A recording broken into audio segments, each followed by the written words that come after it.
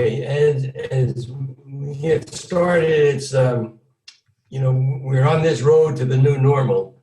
And I think that the word is getting a little bit overused now. In the classes I gave last time, pardon me, it was the future. We always talked about the future, and the future was way down the line.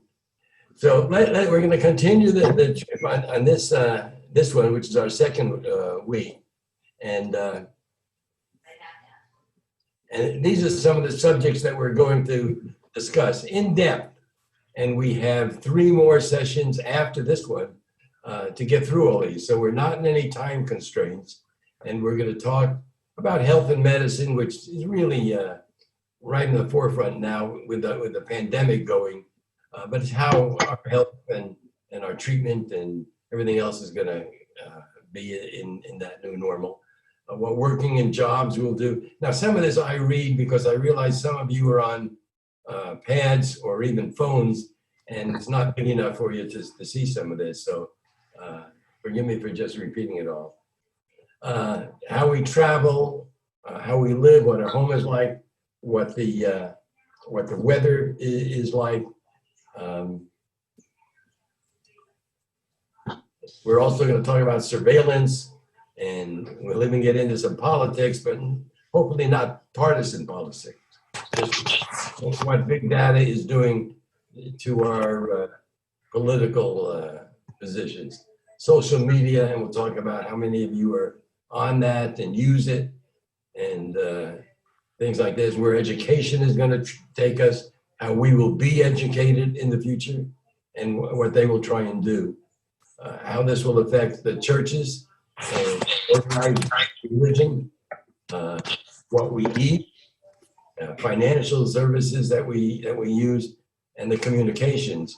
And if there's time at the end of all this, after these weeks, communications will go into media and advertising and things like that. So we will look at what works and what doesn't work, and what we give up for this. And we talked about this last time. We give up, the main thing we give up is privacy, but we give up a lot of things, control and things like this, and direction to people who are leading us on. And we're going to have to be very careful of where we go. We're finding out that necessity, things that we need, and this is what drives innovation. And so that's why in the last few months, certainly, a lot of things have come about. So we're going to try and cover all these things as deep as we can in the classes that remain for us. So I'd like to start with health and medicine. Did anybody have any questions on any of that? The past lecture, or where we're going, or I have a general question. There are about 3-4 billion people using the internet. For them to save all our data, how much storage are they using, and how much I guess it's unlimited in a way, but how much data there is on each of us? And when you multiply that by 3-4 billion people, where do they save all the data? Well, there's lots of clouds in the sky if you just look up. But when I gave this, I guess a couple of years ago, the start, I had slides of huge rooms, and there were several of them where Amazon stored their data, and this one stored their data, and all that. And now, of course, a lot of that data, huge amounts of it, can be in the size of a thumb drive. And so I think the actual physical storage parts are probably going down. We keep saying that no data is ever destroyed. So I don't know. Are we going to run out of room will data overtake our population? Meantime, it's being stored amply, I guess, and you have a hard time getting rid of it. There's a lot of things going on about medicine and the implications of what's doing with it, how things are moving quickly, and data is helping. Will the new normal be, I don't know, 120 years of age? We're gathering all this. We can analyze, or they can analyze, I'm not going to do it.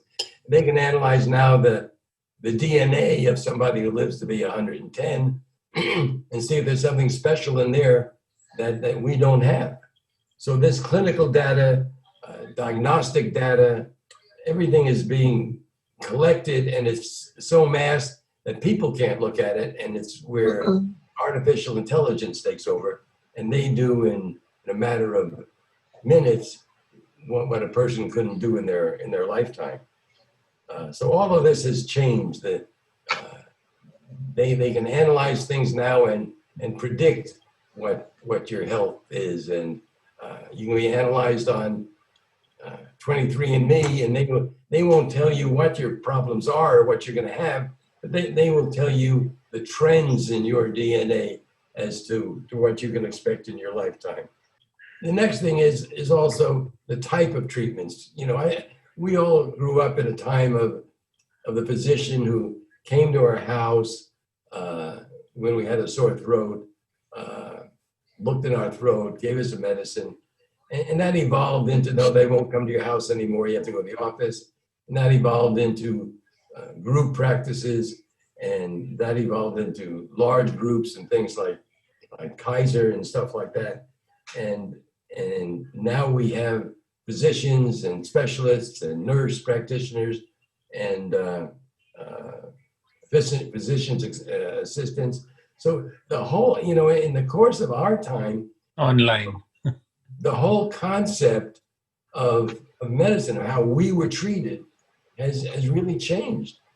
And so, you know, is the picture that's up there now, is that going to be the future? Will you lay down on that table and a bunch of stuff will hook up with you, and you will be able to read your DNA?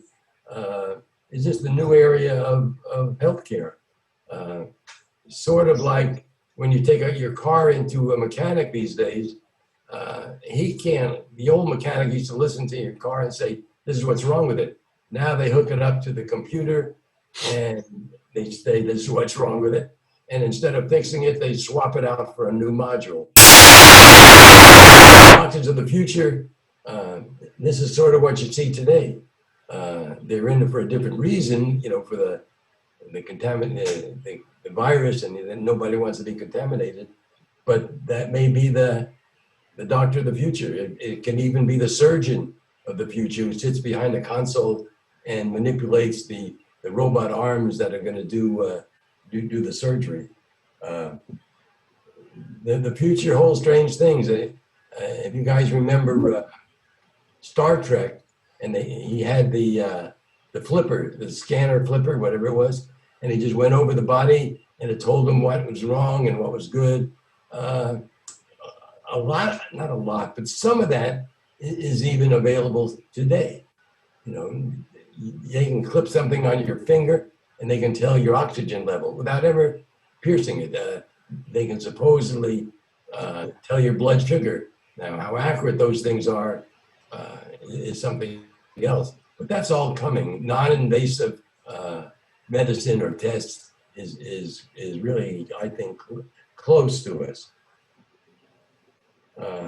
You know, and from some of these scans that they do and other reports, they can do a lot of predictive things on the public health stuff, and that's what you were getting into with the pandemic at this point. So then I was getting into the DNA, which in my estimation is where it's all going from here.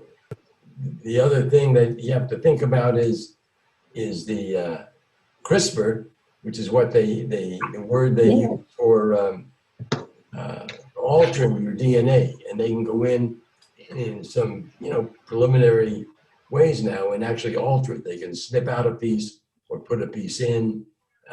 They're learning. I'm not sure that much of it's been done on humans yet, but they have been doing it on a lot of research in animals and stuff like that.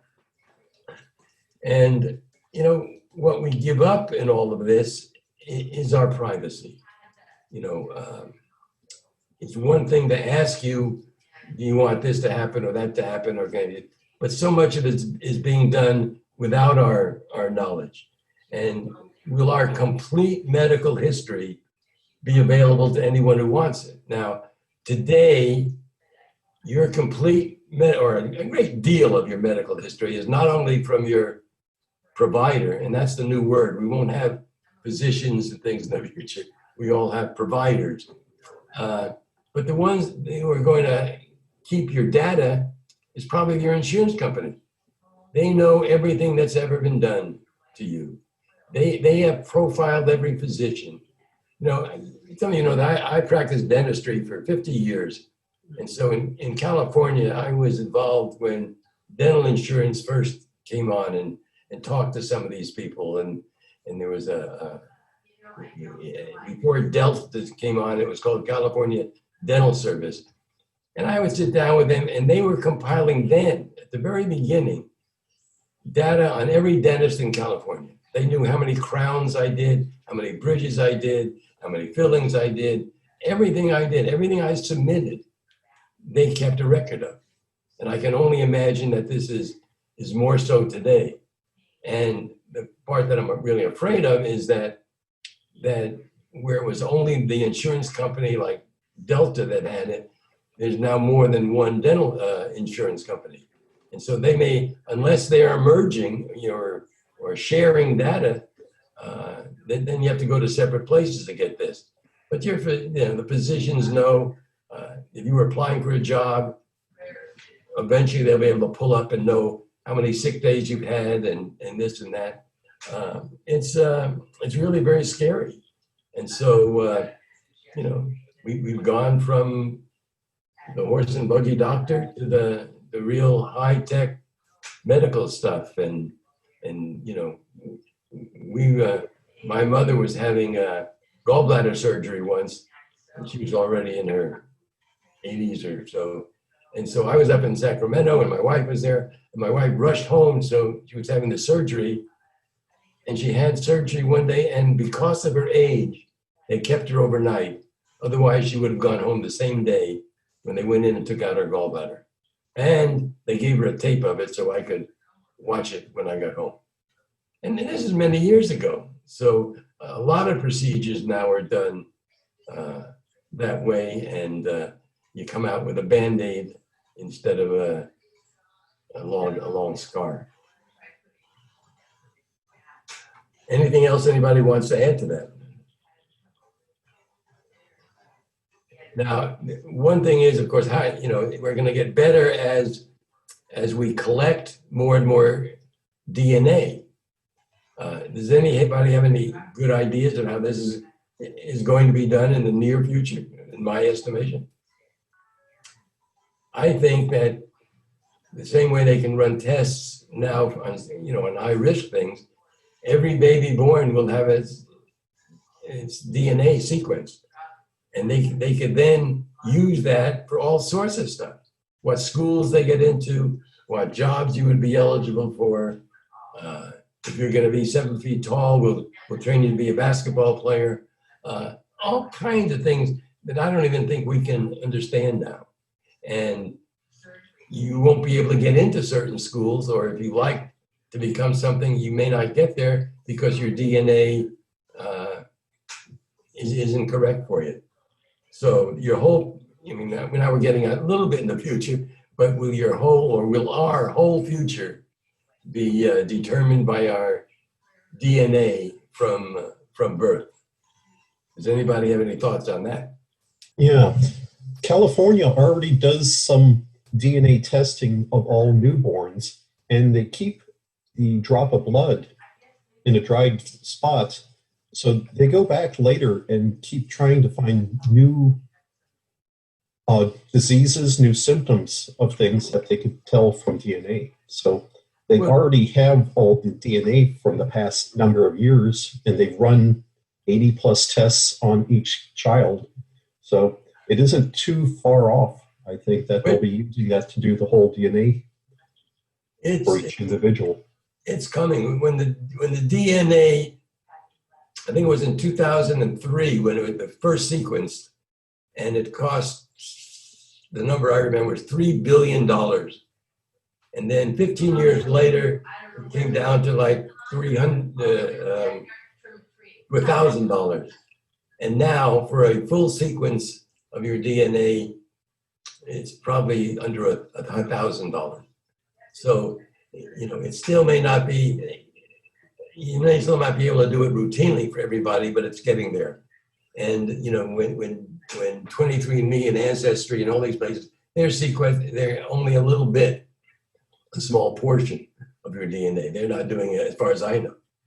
What is sort of spooky to me is that if you think about our age, when we were 20, the things that have happened from then to now, and now we've got what in the world is going to be normal for our children, our grandchildren and our great-grandchildren, and they won't even consider the things that we deal with now as something to have to worry about. It's just normal to go and telecommunicate with somebody who might have something to do with your doctor. So we're losing a lot of that personal medical care stuff. You know, and it'll be normal.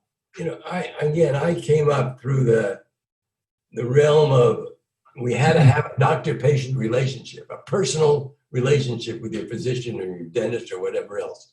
That's gone. Mm-hmm. Today, if you're going to have a baby, you know, it used to be when our first child was born, my wife went to an OB that she had gone to it from a little kid, where her mother had gone. He was in a solo practice. We came out to Orange County and had the next one, and it was too big of a trip to go in, so she got a new OBGYN here, and he was in a single solo. But then he quickly took a partner on.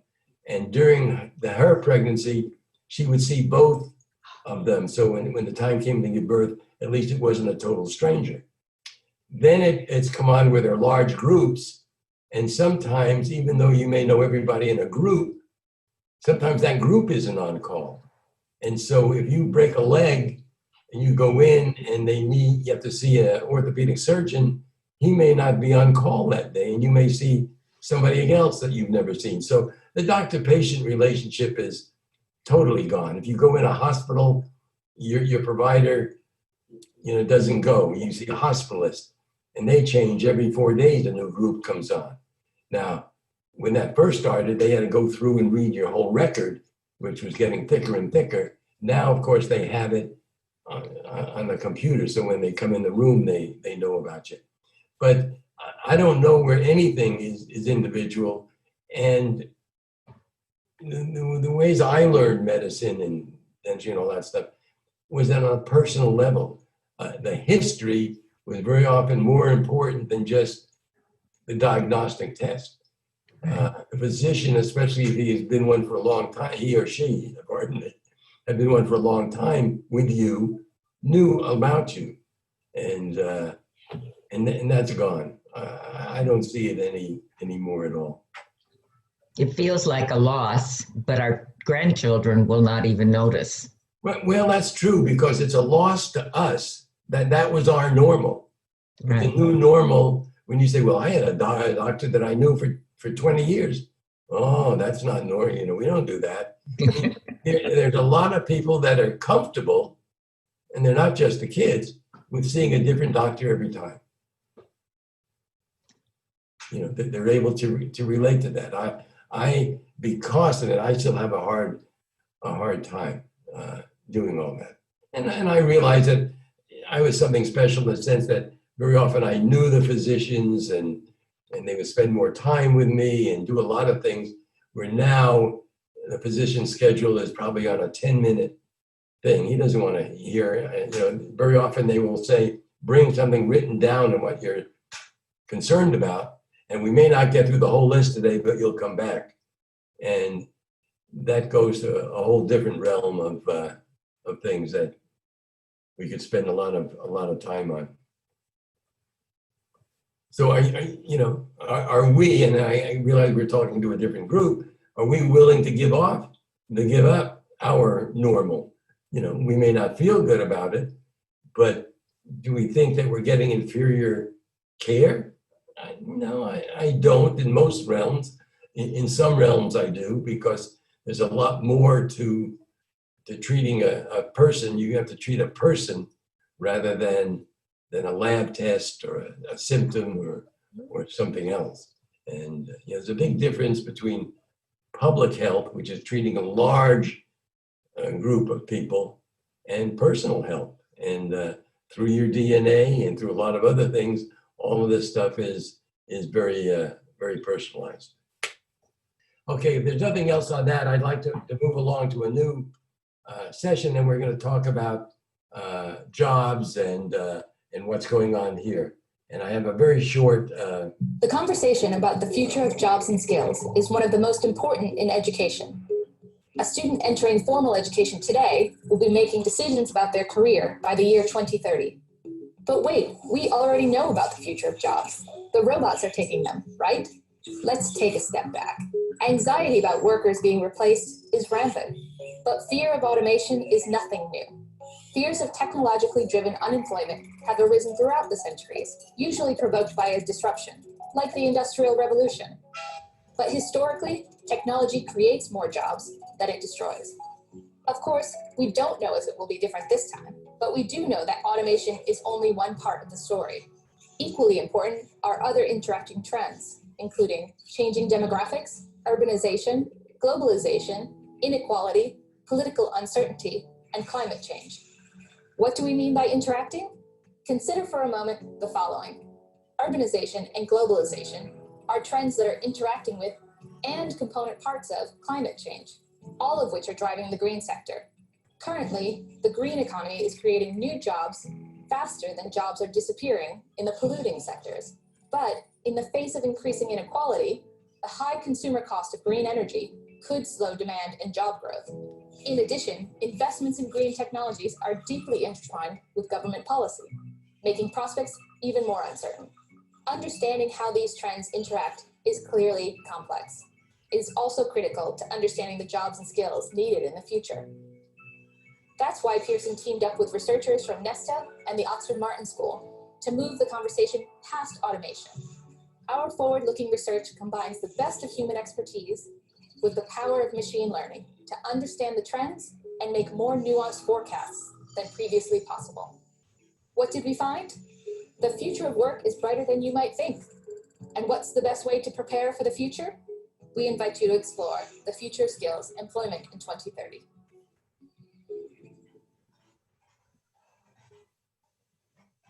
I think that that says a lot, and I think we're all worried to an extent as to what's going to happen. We see a lot of jobs vanishing, and it's been over a period of time that it's happened, and we foresee a large, as it would continue. But it's happening much faster now because of the pandemic and everybody at home and being forced into certain things. We're learning a lot. How long it will eventually take, I don't know. Will there be entirely new skills that are needed for the employment to get back up to the big high rates? Will our educational system have to change to do that? I don't see a lot of that happening in, I didn't see a lot of that happening very quickly, and now I'm not sure. I think a lot more can happen. So I'd like to talk about, the working conditions now, jobs, old jobs, new. Are they going to happen fast? Are they going to disappear? What retirement will be? Now that 80% of cars are made with robots, what does that tell? They've already lost a tremendous amount of jobs up in Michigan and those areas where the cars are made. We're seeing new careers.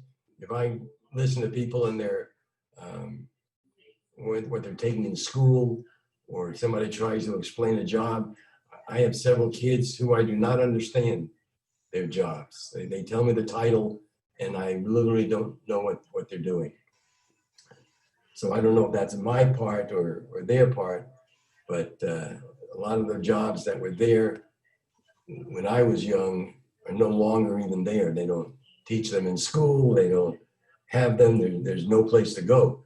When a student today starts out in college and declares a major, and even if they go the 4 or 5 years and get their degree and they come out, there's no guarantee that that job will anymore be available. Now, there's a lot of other things, and there's tangents, and I'm not putting down any of that stuff, but the idea of change and the road to the new normal is really very paramount. Will we do better by early retirement?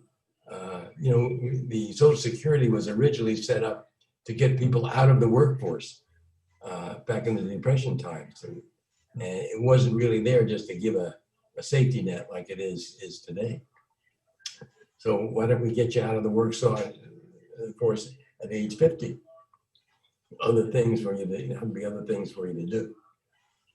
As robots take over, they're not going to look like the picture on the left. There's a bunch of robot-looking people sitting. A robot can be a very small little box, or it can be part of a huge wall of a lot of robots doing all kinds of work. You know, that picture could certainly be years ago, a bunch of typists sitting and typing out letters or doing things like this. And now that's all done by computer, and it'll be even faster. We still see the robots in the production line in manufacturing because that's an act, a physical act that has to be done. But even that is changing. If you've seen pictures of the Amazon warehouse and stuff, and how they do that by robots. Now, if all that takes place, and if there's robots to do all the job, and some of these jobs vanish, and we'll get into some of these reasons later, is that going to be a new picture of our freeways? Will the freeways be empty if people can live wherever they want to live and not have to go into the city all the time? Will the 8-hour day go away, and the 40-hour week, and the 5-day week? All of that may very well change, but there's a lot of other things that are going to have to change at the same time. The prediction, for as good as predictions are, that 20 million factory jobs will be lost to robots by 2030. And that, I think, was made before the pandemic, which really has given industry and manufacturing, because everything closed down, the ability to speed things up and try out more robots and doing things from home and stuff like that. Let's spend a minute on the pandemic and what that has caused. I guess the biggest thing would be when they closed everything down and people are having to work from, or can work from home, it has changed a whole bunch. It has changed what people think and advantages and disadvantages of working from home. And same from the business aspect of gee, I can get things done and I don't have to have this huge office and the lease and all the rest. And we can meet once a week on Zoom, and that's all going to work out.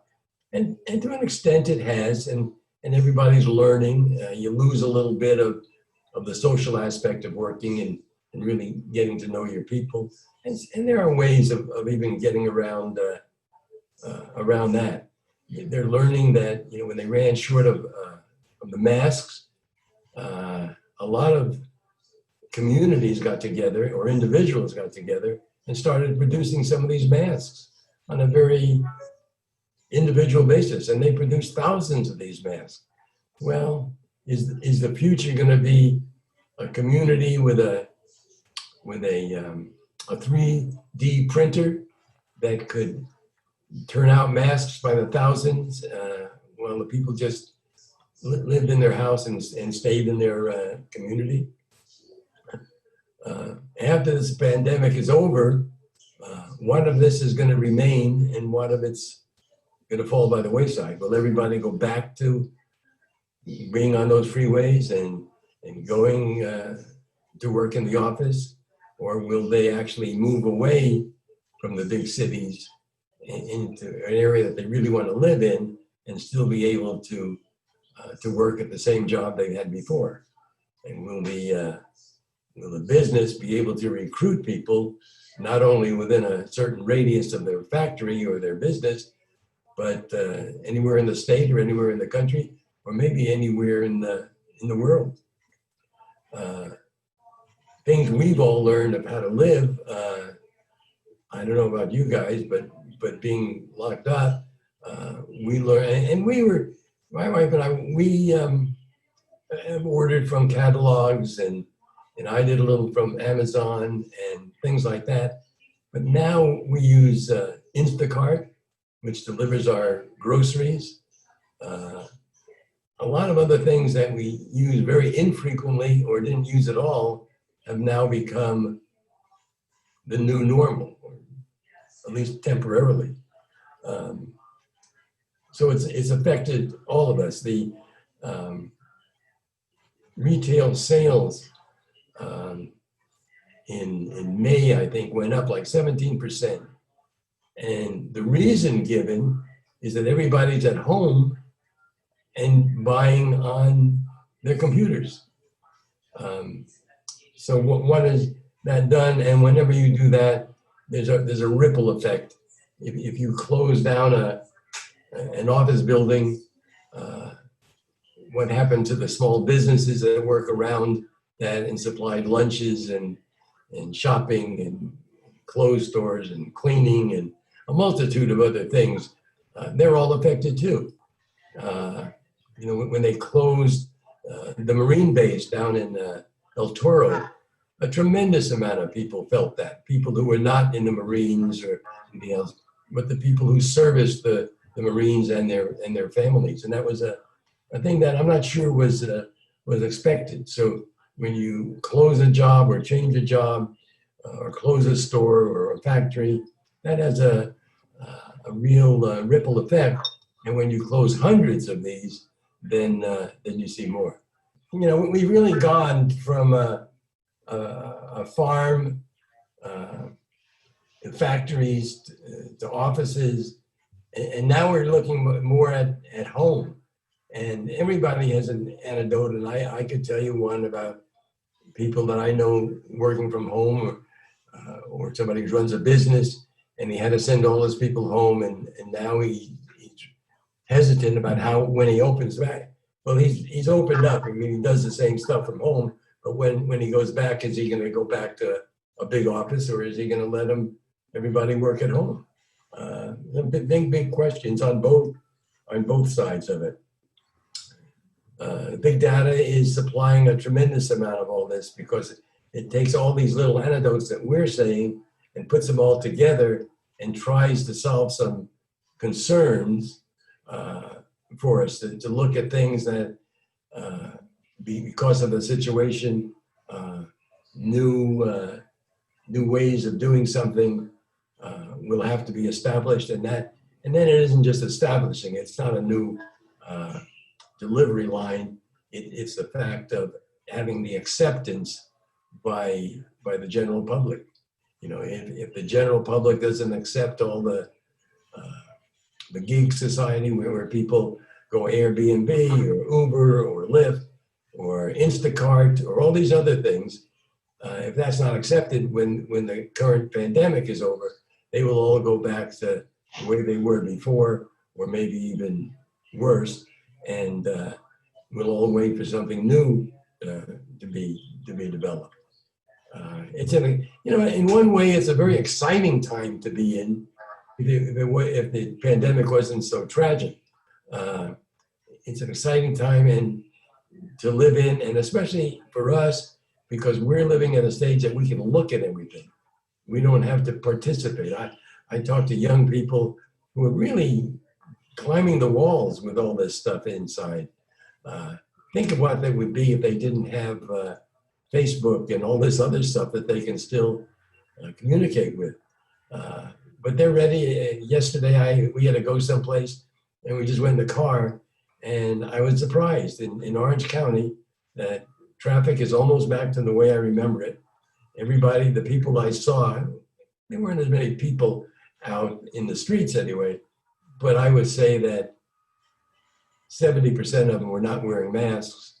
So, it's a whole different thing, and everybody's affected by it differently, looks at it differently, and is going to do things differently.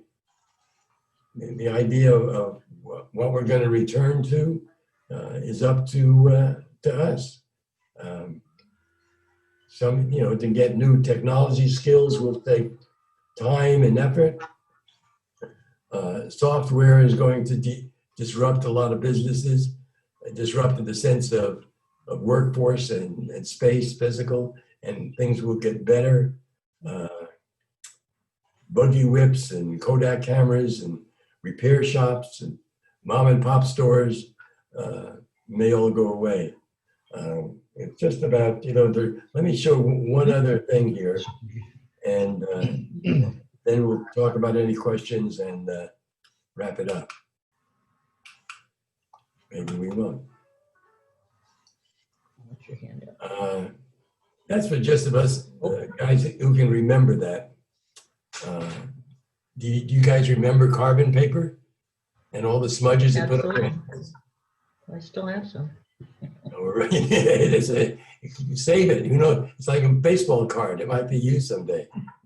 Inkwells, where all the desks at school had, in my time, had inkwells, and then they took the inkwells out and you just had holes in the desk. Fountain pens that would always leak in your pockets. Actually, before tape recorders, they had wire recorders. Phones, they had a dial. I know somebody that put an old dial phone in their office like an antique. And people would say, how does that work? I mean, sometimes it's hard with these things that we remember. And for young people, and I don't mean that young, people in their 30s and 40s who don't remember any of these things. Telephone booths. Grow up with them. They didn't grow up with them. That's right. When I got out of school, well, let's put it this way. When my kids were young, I had a full set of the Encyclopedia Britannica. I had a junior set of the Encyclopedia Britannica. And we had an encyclopedia, I think it was Collier's or something like that did a lot of good biographies. The last I saw of the Encyclopedia Britannica, one of my kids took a bunch of them, stacked them one on another, and put a glass top on it, and used it as a table. And I don't know what happened to the other stuff. So Either Peter or Elaine have their hand up. Yeah, I kind of disagree with some of that, because most of the jobs in our country are not with big corporations. They are with the smaller companies.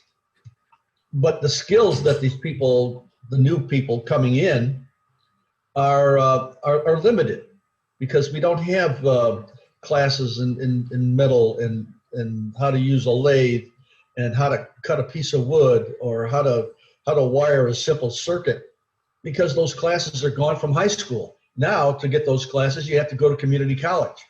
I learned how to weld and how to machine in high school. These are skills that I came out of high school with, and I was not valuable, but I had certain skills that allowed me to go to work in different areas. I was a mechanic and an IBM machine operator and all these other things, but I had the basic skills that I learned in high school, which I don't think we're getting anymore. Well, this is a topic we're going to delve into a lot deeper in next session or so, and that's education. And it isn't just will you have online courses or stuff like this, but it's a whole theory of education that's going to have to change. Concept, yeah. Do you need a degree? Do you need a degree? One of my kids is an occupational therapist, and she came out of school with a bachelor's degree, and she was working at a hospital, and they wanted her to teach at SC. And so SC came to her and said, we can't have you teach because you don't have a master's degree. Right. And so she said, okay, what do I have to do? And they said, well, we'll let you, it was at SC. We'll give you a scholarship to SC, and you can study, get your master's degree. We'll help you with housing. We'll do all these things, and made it very lucrative. And she said, okay, what should I take it in? And they said, we don't care. That's right. And that's a problem. They wanted a stinking piece of paper. Yep. And that goes for degrees and everything else. Maybe they just need certificates or trade schools or a million and one other things to educate people. Anyway, those are concepts that really are going to have to be addressed and in some ways solved or accepted, and that's not going to be easy. It's not easy for me at times to change, and I'm sure it's not easy for you to change. But there are things that are going to have to be changed. And, the present things we have, Facebook, drones, the huge factories, all this stuff, is any of this going to be there 10 years from now? Even the small businesses, not the huge corporations, but the small businesses that hired 15 to 20 people, they classify small business as anything under 500 people.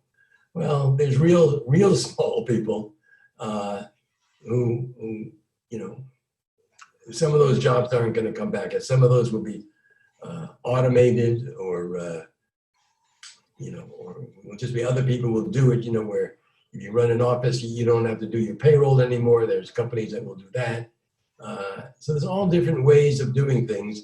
And innovation, as we said at the beginning, is a result of what you need and necessity. So where all that will be in the future, we don't know. We're not going to go producing a lot of bunny whips again, or are you going to take a picture with a film camera? But you mean, today if you would need a typewriter repaired or a toaster repaired, what do? It's cheaper for you to go out and get a new printer than it is to get your printer or computer repaired. And I think Don and I were talking earlier about computers, and if your computer is more than 7 years old, it's ancient, and never used to be like that. And, you no longer have to repair something. If it's a big item, you get a module for it, and you put in a new module or a new chip, or you knew that, and but nobody knows how to repair it. And next time we're going to talk about businesses and stores and how we shop and all that sort of stuff. So I hope to see you again in 2 weeks, and maybe you'll tell some of your friends, and we'll get a few more people and a few more ideas and stories in it. So thank you all for coming, and I'll see you in a couple of weeks. Thanks. Thank you. Thank you, Gene.